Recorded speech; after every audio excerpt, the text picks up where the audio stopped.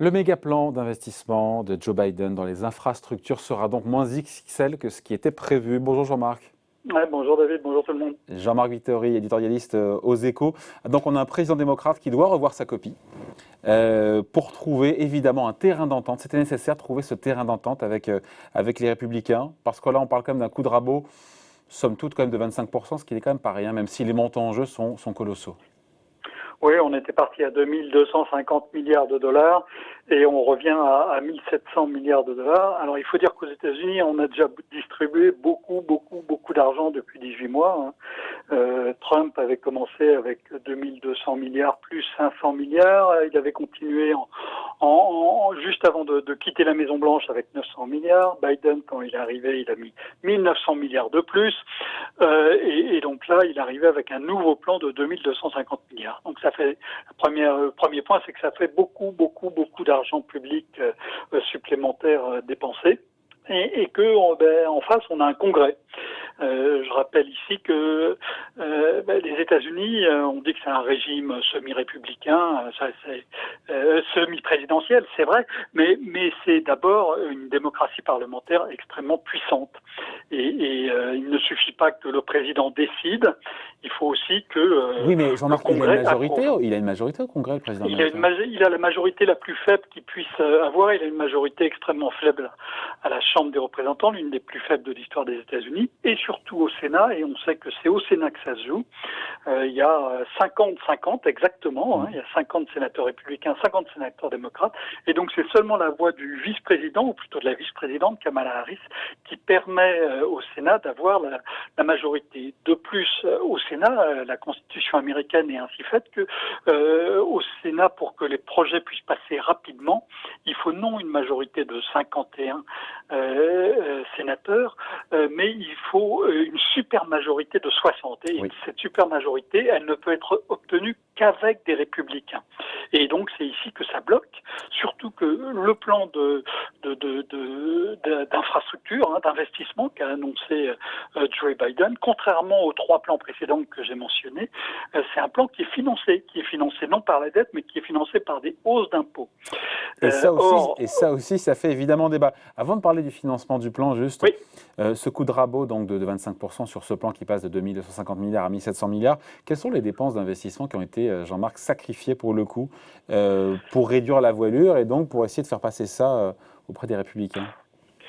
Alors il y a plusieurs points. Il y a des choses qui concernent les technologies de l'information, et des choses qui concernent aussi les transports, notamment les ponts et les routes. Les républicains disent si vous voulez faire un plan pour les transports et les routes, pour les routes et les ponts, il faut faire un plan transport et pas un plan d'investissement. Il faut faire un plan spécifique. Et donc ils rabotent là-dessus. Ils rabotent aussi sur certaines mesures qui visent les personnes âgées. Donc voilà, c'est un coup de rabot. Donc le coup de rabot, généralement, c'est pas très malin.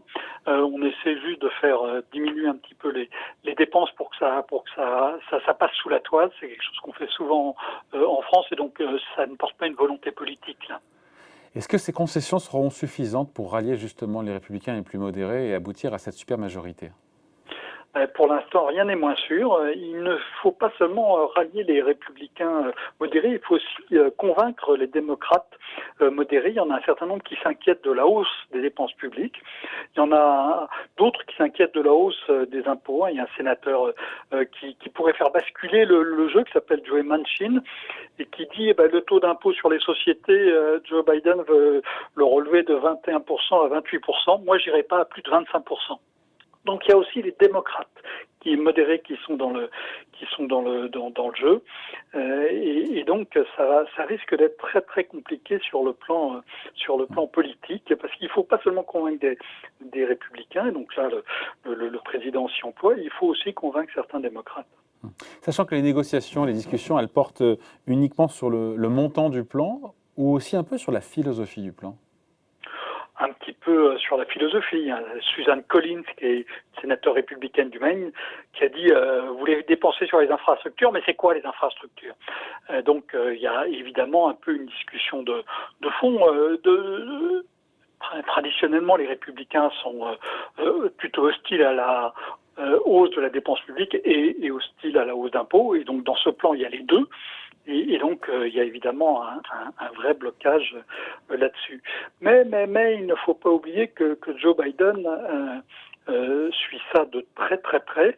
Biden, il a été sénateur pendant 36 ans, c'est-à-dire pratiquement la moitié de sa vie. Si vous rajoutez à ça les 8 années passées à la Maison Blanche, il connaît extraordinairement bien les relations Les très rouages compliquées. et les arcanes. Les rouages et les arcanes des négociations entre la Maison Blanche et le Capitole. Il connaît ça par cœur. Il a fait ça, je vous dis, pratiquement la moitié de sa vie. Et donc, il est extraordinairement habile dans ce jeu. Et donc, ça va être compliqué. Il va falloir lâcher de nouvelles choses. Parmi les démocrates, on dit déjà, finalement, on va pas augmenter autant que ça l'impôt sur les sociétés ou l'impôt sur les revenus, mais on va peut-être taxer davantage les successions, comme il y a tous ces riches démocrates qui disent que ils seraient prêts à payer davantage d'impôts. Ça ne devrait pas les choquer, donc on pourrait envisager ça. Donc on voit bien que la négociation va se jouer sur plein de registres différents. Et donc les curseurs seront amenés, selon vous, encore à bouger, que ce soit sur le plan, encore une fois, sur le dimensionnement du plan, ou sur l'aspect financement. Vous l'évoquez, effectivement, ce taux d'IS baissé de, je crois, 35 à 21 par Donald Trump. Joe Biden proposait de le remonter à 28, taux d'impôt sur les profits des entreprises. Mais apparemment, ça coince même dans son camp, puisque certains disent, voilà, vous évoquez 25%, c'est ça. Peut-être qu'un compromis est possible autour de 25% de taux d'IS, non ? Oui, parce que la marche n'est pas folle non plus, passer de 21 à 25. Oui, et puis 21-25%, comme le rappelle abondamment la Maison-Blanche, c'est le taux le plus bas qu'il y a depuis 1945, je crois, à l'exception de ce qui avait été fait par Donald Trump. Même à l'époque de Ronald Reagan, l'impôt sur les sociétés n'était pas descendu plus bas. Donc évidemment, ça fait une argumentation forte. Donc ça va négocier très fortement sur ces taux, sur des dépenses symboliques aussi évidemment. Dans le plan Biden, il y a beaucoup de dépenses qui sont à caractère social. Et quand on lit le texte dans lequel la Maison Blanche présentait ce plan, ils insistaient énormément sur toute la dimension sociale, trouver des emplois pour les plus défavorisés. Oui, mais il n'y a pas un côté fourre-tout, pardon, on se pose la question benoîtement, il n'y a pas un côté fourre-tout quand on met tout ça dans un plan d'investissement ? Si, bien sûr. Quand vous faites un plan à 2250 milliards, même quand vous le rabotez à 1700 milliards, il y a un peu de tout, mais c'est quelque chose qu'on voit dans tous les plans, un temps soit peu ambitieux. Quand vous regardez le plan de 100 milliards d'euros qui avait été lancé en France, on ne peut pas dire qu'il y avait une idée forte majeure dans ce plan. Il y avait aussi plein d'éléments de nature extrêmement différente et disparates. C'est un peu la règle du jeu. Ouais. Donc un plan, donc sur 8 ans, on l'a pas dit, c'est sur 8 ans, 1750 milliards sur 1700 milliards sur 8 ans. En tout cas, Joe Biden doit revoir sa copie, c'est ce qu'on retient sur ce plan d'investissement. Oui, il va devoir revoir sa copie. Il va y avoir beaucoup de négociations, beaucoup d'arbitrages, et il y a beaucoup de paramètres sur lesquels il est possible de négocier. Bon voilà, merci beaucoup. On en reparlera tranquillement. Merci beaucoup Jean-Marc. Jean-Marc Vittori, éditorialiste aux Échos. Bonne journée Jean-Marc. Au revoir.